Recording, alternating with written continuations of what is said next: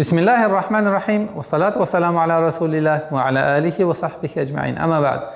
Уважаемые зрители, мы продолжаем наши уроки. И сегодняшнего дня, иншаллах, мы постараемся ознакомить вас с правильным произношением суры Аль-Фатиха и правописанием суры Аль-Фатиха. И постараемся ознакомить вас, как следует правильно произносить каждую букву, чтобы не исказилась сура Аль-Фатиха. Как мы знаем, сура Фатиха играет очень важную роль в нашей повседневной жизни, и мы обязаны его произносить достойнейшим образом. Сегодняшняя наша тема – это первый аят суры Аль-Фатиха. Бисмиллахир-Рахманир-Рахим.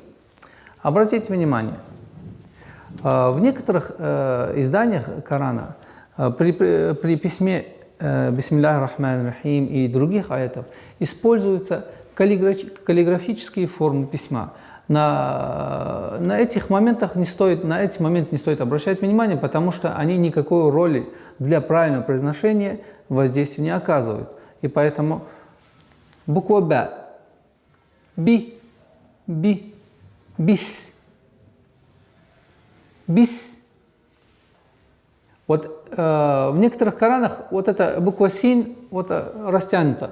Никакого влияния она не играет. Это просто буква Син. Бис. Потом, как мы прошли на позапрошлом уроке, лунные и солнечные буквы, правила произношения, мы применяем эти правила. Бис, миль. Перепрыгиваем сразу на букву лям. И автоматически аннулируется артикль, так как третья буква, солнечная буква. Бисмиллахи. Бисмиллахи. Идем дальше. Здесь у нас следует добавить маленькую, вот эту пропустили. Бисмиллахи. Обратите внимание, слово Ар-Рахман, также солнечная буква, с знаком удвоения. И что это означает? Это означает, что мы переходим сразу на букву Ра. С последней огласовки впереди стоящего слова. Аннулируется, произношение аннулируется. Бисмиллахир-рах. Буква Х. Фрикативный звук, мягкий звук. Следует обратить внимание, что при произношении коранического текста нужно запасаться воздухом. И одним вздохом произнести целый отрывок, а в данном случае аят. Поэтому Бисмиллахир-рахмани. Рахмани. Ударение два счета. Рахмани. Рахмани. Переходим на третье и последнее слово. То же самое. Удвоенный знак. Это означает, что она солнечная буква Ра. Аннулируется артикль с алифом. И переходим на букву Ра. Бисмиллахир-рахманир-рахим. Здесь при остановке, здесь у нас аят, первый аят, при остановке последняя огласовка аннулируется и переходит на сукун. Переходит на сукун. А удлинение у нас три варианта.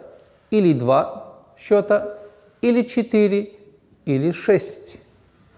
То есть Бисмиллахир-рахманир-рахим.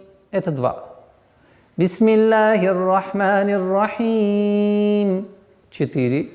Бисмиллахир-рахманир-рахим.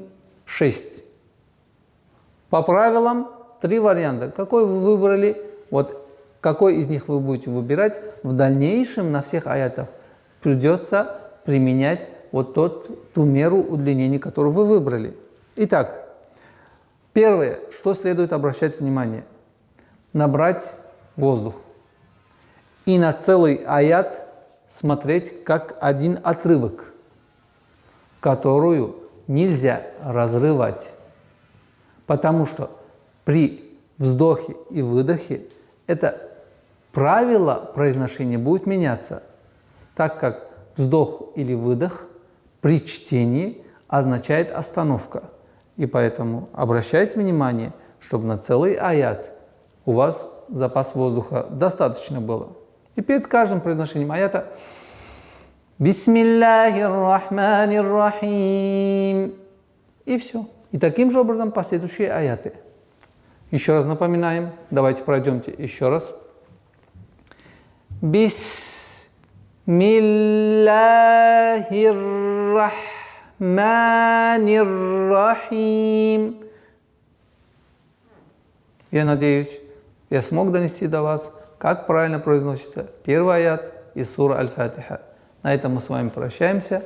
До новых встреч. Ассаламу алейкум, рахматуллахи ва баракатух.